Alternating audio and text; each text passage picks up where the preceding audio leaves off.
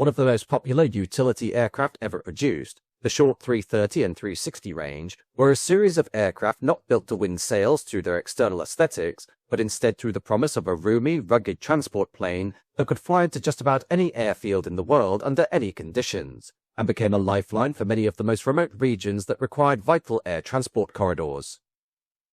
The short 330 and 360 begin their story with their predecessor, the short SC-7 Skyvan, an ungainly-looking little aircraft that was built by the Short Brothers Company of Belfast between 1963 and 1986. This model, often derided as one of the ugliest aircraft ever produced in history, making up for its aesthetic shortcomings by way of providing among the most practical airframes available for a small transport airliner, with its near-perfectly square fuselage earning it the nickname of the Flying Boxcar. Though the Skyvan was slow to find success due to pervasive engine issues with the original Continental piston engines and later Turbomeca Astazoo turboprops fitted to the Series 1 and Series 2 prototypes, which was severely underpowered and struggled to deliver the most efficient flight when hauling heavy loads of cargo, these problems were amended by the Series 3, that introduced Garrett's TBE 331 turboprops from the Fairchild Swearingen Metroliner, the Skyvan proving to be a modest success on the global utility aircraft market, with 149 units built and sold throughout its 23-year production life.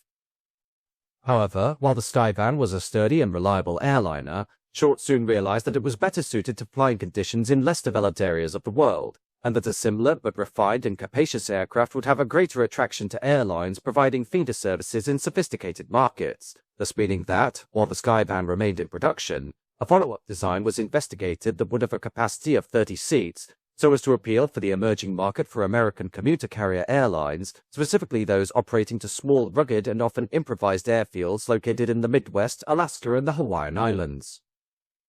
The urgency of the Short Company to produce a successor to the Skyvan that could be sold to U.S. customers for less than $1 million saw the upcoming design carry over many aspects from its predecessor, although before the new model could progress too far, the American Civil Aeronautics Board, or CAB, had set a limitation on the size of the aircraft that could be used on feeder services, restricting the gross takeoff weight to 12,500 pounds, and thus restricting the payload to around 20 passengers, although American regional carriers, such as Allegheny Commuter Airlines and West Air Commuter Airlines, had lobbied vigorously to see this capacity limit increased. In a highly ambitious move, and so as to ensure that the American commuter airlines were kept on side as potential buyers, Short approached the CAB directly, so as to try and argue for a removal of the limits on the size of feeder airliners, presenting to the government representatives their upcoming layout for what was dubbed the Short SD330, illustrating that thanks to its perfect mixture of sturdy robustness and spaciousness, the airliner could easily carry 30 passengers and significant cargo safely and efficiently, in a manner that far exceeded the likes of the equivalent de Havilland Canada DHC-6 Twin Otter and LET L410. This confirmed also that, due to the great savings made by carrying over as many parts and design aspects as possible from the Skyvan, the SD330 could enter full-scale production at the first opportunity, this gamble successfully paying off, as from July 1972, the CAB revised the existing regulations to allow feeder airliners to transport up to 30 passengers on commuter services, while funding for the Short SD330 came in part from the British government through a regional state aid grant, thus meaning that, by early 1973, the SD330 layout was finalised, and official approval for production was granted on May 23rd of that year. In terms of design, the SD330 utilised wing panels based on those of the Skyvan, but with an extended wingspan of 74 foot 8 inches, while the fuselage retained the rectangular cross-section of its predecessor, but was lengthened to 58 feet through the insertion of additional airframe plugs fore and aft of the wing, with the Skyvan's rear loading door being replaced in favour of a smaller door, which gave access to the baggage hold in the rear of the fuselage, with consideration being given to converting the tail unit into a single fin arrangement, which would have improved performance.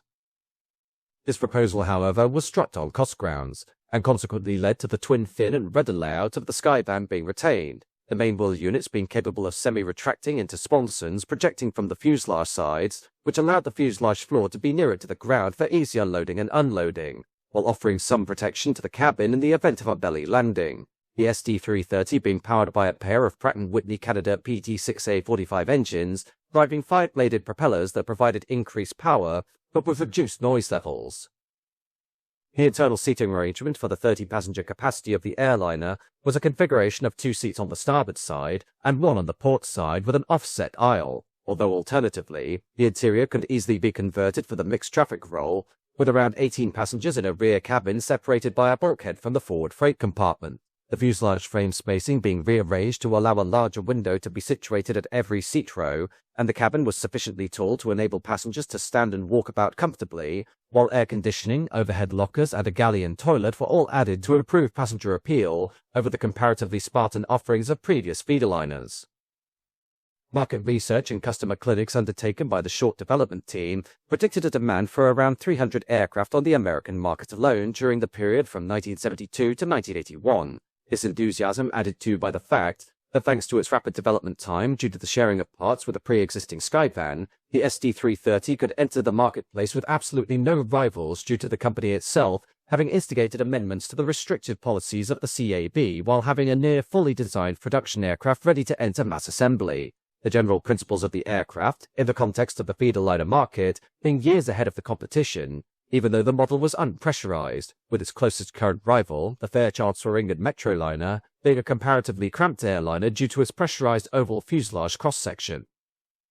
Eventually, the first prototype, Golf Bravo Sierra Bravo Hotel, undertook its maiden flight from the company airfield at Sydenham, Belfast on August 22, 1974, making its public debut at the Farnborough Air Show 2 weeks later, followed in July 1975 by the second prototype, Golf Bravo Delta Bravo Sierra, which was used for certification trials, with the FAA ultimately awarding the airliner airworthiness certification on December 15, 1975, only days after the maiden flight of the first production example.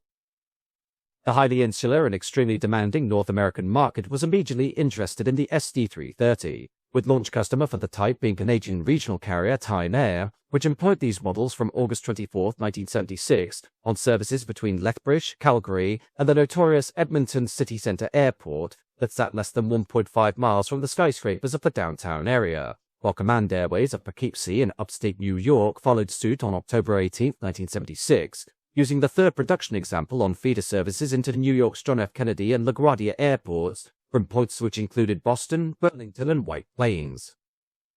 Sadly, the optimistic forecasts of the short marketing team didn't fully meet what was expected, as with the civil aviation industry continuing to reel in the wake of the 1973 oil crisis, fewer passengers were traveling, and demand for new models remained heavily subdued, thus meaning that, against a potential 300 units sold in the United States by 1981, only 43 examples have been sold worldwide.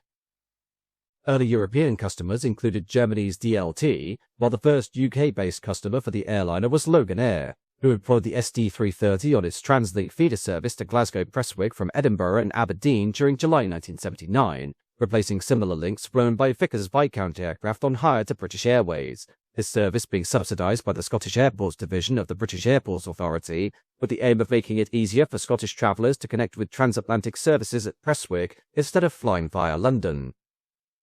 Other UK-based 330 users included Air UK and Gen Air, with the latter being a founding member of British Caledonian's BCAL commuter network for feeder services into Gatwick, Gen Air ultimately going on to become the UK's most prolific user of short aircraft, with a fleet of 5 330s. While despite the lower-than-expected progress of sales, those units that were shipped across the Atlantic ended up in the fleets of 11 out of the top 50 commuter carriers of the United States. For 1981, the Short 330 was joined by an enlarged variant of the Short 360, which increased the cabin size in order to allow for a capacity of 39 passengers, while sharing as many parts as possible with the 330 so as to reduce development and construction costs. The 360 being distinguishable by its use of a larger swept-tailed unit mounted on a revised rear fuselage that replaced the twin fin and rudder arrangement of the 330, while a 3-foot fuselage plug was sufficient in giving the airliner an additional 2 rows of space within the cabin and an extra-length smoothed-out aerodynamic profile helped to reduce drag. The airliner was powered by 2 Pratt & Whitney PT6A65R turboprop engines that produced 1,400 horsepower, and thus meant the airliner could capably operate from runways as short as 4,500 feet, opening up hundreds of airfields across the world that would otherwise be inaccessible to airliners, the top speed for the 360 being 247 miles an hour, but due to its unpressurized nature, it struggled to compete in terms of sales with the likes of the newly launched de Havilland Dash 8, though the appeal of the 360 was more due to its acceptable performance, reasonable price, ruggedness, and ease of service and maintainability. First flight of the Short 360 came on June 1, 1981, and following certification of the type in September 3 of the same year, 360s began to be deployed across the highly enthusiastic American market. The popularity of the model in the United States, meaning that 90 examples of the short Feederliner range were in service with multiple carriers by 1982, 54 of these units being the original short 330, with many of the stages flown by 330s and 360s being very short, with the average length of a regular Feederliner flight being around 81 miles, although some were as short as 55 to 60 miles. The 330s were more attuned to the shorter hops, while the 360s were used on longer routes between Philadelphia, Newark, and New London in Connecticut, turnaround times for the model being scheduled at 10 to 25 minutes, while due to the exceptional fuel efficiency of the aircraft, the short 330 and 360 illustrated cost-per-seat mile figures that would break even at 12 passengers, less than half their capacity, with a steady stream of orders from all around the world, keeping both the 330 and 360 production lines busy, and the models maintained a sturdy reputation for reliability and economy with carriers all across the globe. In September 1982, Short announced a military version of the 330 that was to be christened the 330 Utility Tactical Transport, or UTT, which had a large cargo door on the left side of the forward fuselage, plus 2 inward-opening paratroop doors towards the rear. This variant being able to transport up to 33 troops, 15 stretcher cases, or 26 combat-equipped paratroopers, while additionally, a freighter variant dubbed the Sherpa was also developed that featured a strengthened cabin door with lashing points for cargo and employed the same large forward cargo door as the UTT, plus a hydraulically operated loading ramp at the rear.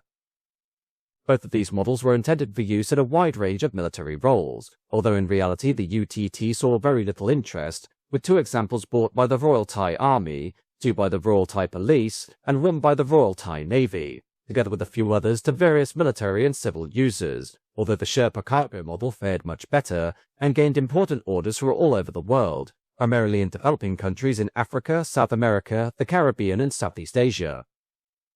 One surprising order for the Sherpa came from the United States Air Force, who announced a requirement for an aircraft to provide spares transportation within its European Distribution System, or EDS, with specifications requiring that the cabin should accommodate 2 small vehicles or 4 LD3 containers, a task to which the Sherpa was perfectly qualified to accomplish. The US Air Force ordering 18 examples of what was dubbed the short C-23A, which were assigned to the 10th Military Aircraft Squadron stationed at Zweibrücken in West Germany. This £110 million order also covering 10 years' worth of logistics and servicing support, with around 70 short personnel to be based at Zweibrücken for this purpose. The first production short 330 Series 200, Golf Bravo Kilo Mike Whiskey, was converted to Sherpa configuration so as to carry out trials before a dedicated C-23 prototype was launched on August 6, 1984, making it the first British-built aircraft to enter service with the US Air Force since the Supermarine Spitfire was employed by the 4th Fighter Group No. 71 Eagle Squadron during World War II. The Sherpas would successfully perform their roles of shuttling spares and support personnel between the US Air Force bases in Europe, while the US Army also placed an order for 10 aircraft, later increased to 16, for use by National Guard units as the C-23B, with a further 4 330s also being acquired by the US Army for communications and freighter duties at the Kwajalein Missile Range in the Marshall Islands of the Pacific. These being converted for the role by Field Aviation at Calgary in Canada and had their rear loading ramp removed. Ultimately, the short 330 ended production in 1992 with 139 examples built, 52% of these units having been sold in the United States, while only 13 have been sold in its native UK, representing the most successful percentage of British airliners ever sold on the American market, while by 1987, 115 of the larger short 360 had been delivered to 32 different airlines worldwide, and with 74 examples being delivered to the United States, made up the second most popular Feederliner aircraft in service in America behind the Metroliner, the 360 remaining in production until 1991 with no successor.